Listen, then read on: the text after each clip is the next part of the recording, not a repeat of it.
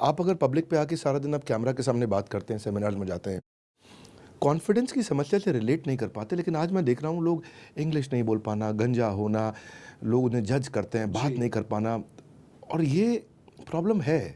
बिल्कुल।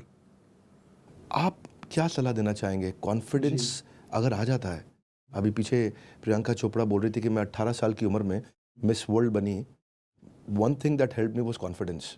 अगर 18 साल के बच्चे को कॉन्फिडेंस देने के लिए आप क्या कहना चाहते हैं? हम कई बार कहते हैं कि खुद को पहले ढूंढना सीखना चाहिए, क्योंकि बाकी सारे सवालों के आंसर्स तो गूगल पर ढूंढ लेंगे। लैक ऑफ कॉन्फिडेंस क्यों है? क्योंकि खुद को ढूंढ नहीं पा रहे और वैलिडेशन के पीछे पड़े। जो इंसान खुद को ढूंढ लेता है, उसको भले ही सामने वाला वैलिडेट करे नहीं करे, उसको फर्क नहीं पड़ता, ये खुद को ढूंढ लिया है। खुद में क्या स्पेशलिटी है, खुद में क्या विशेषता है, ये ढूंढ लिया है।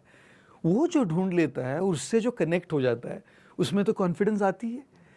लेकिन जब वैलिडेशन के पीछे पड़ते, जैसे सोशल मीडिया का पूरा जो एज है, कॉन्फॉर्मिस्ट कॉन्फॉर्मिस्ट है है, वो, बहुत ज्यादा वैलिडेशन वाली जनरेशन है। मेरे को कितना लाइक मिला, लाइक्स व्यूज वाला जनरेशन है ये।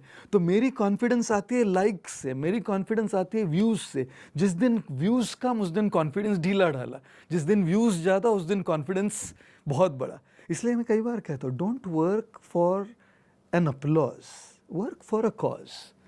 Don't work to impress, work to express. जब आप सेल्फ एक्सप्रेशन करते हैं तो दूसरे भले आपको स्वीकार करे नहीं करे। मैंने अपनी लाइफ में एक चीज़ बहुत अच्छे से स्वीकार कर ली। मुझे आज दुनिया में कई लोग हैं जो स्वीकार नहीं करते मेरे तरीकों को। जिस तरीके से मैं बोलता हूँ, जिस तरह के खुले आम में कई बार सच बता देता हूँ, ये कई लोगों को पल्ले नहीं पड़ता। कहीं मेरे ही दोस्तों को, कहीं मेरे ही संस्था के लोगों को ये पल्ले नहीं पड़ता। लेकिन मैंने तय कर लिया कि ये मेरा तरीका है। अगर किसी को पसंद आए, किसी को नहीं पसंद आए, ये मेरी मुश्किल नहीं है, मेरी तकलीफ नहीं है। It's none of my problems. जब मैंने अपने आप को खोज लिया है ना, तो मैं वैलिडेशन पर डिपेंड ही नहीं करता। वो अगर मुझे सपोर्ट कर रहे ठीक है, नहीं कर रहे ठीक है। मैं तो सेल्फ एक्सप्रेशन के लिए अपना काम कर रहा हूँ। तो मुझे लगता है कि जब तक हम अपने आप को नहीं ढूंढे। भाई इसका मीनिंग क्या है अपने आप को ढूंढने का? अपने आप को ढूंढने का मतलब है कि पहले ये खोजना कि मुझ में क्या विशेषता है। हम ना इतना अपने आप को दूसरों से कंपेयर कर रहे हैं, तुलना कर रहे हैं।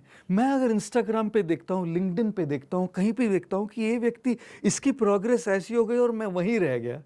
अपने आप को ढूंढ लिया तो अपनी स्ट्रेंथ पे कॉन्फिडेंस आ जाएगा। जी बिल्कुल बिल्कुल। और जैसे एल्बर्ट आइंस्टाइन जी ने कहा था एजुकेशन के बारे में, कि अगर आप एक खरगोश को, एक मछली को, एक हाथी को, एक बंदर को, सबको एक लाइन में खड़े कर दीजिएगा और उनको एक ही एग्जाम दीजिए कि आप सबको पेड़ पर चढ़ना है, तो मछली तो आत्महत्या कर लेगी, क्योंकि वो पेड़ पर चढ़ ही नहीं पाएगी। बंदर तो रैंक 1 आ जाएगा।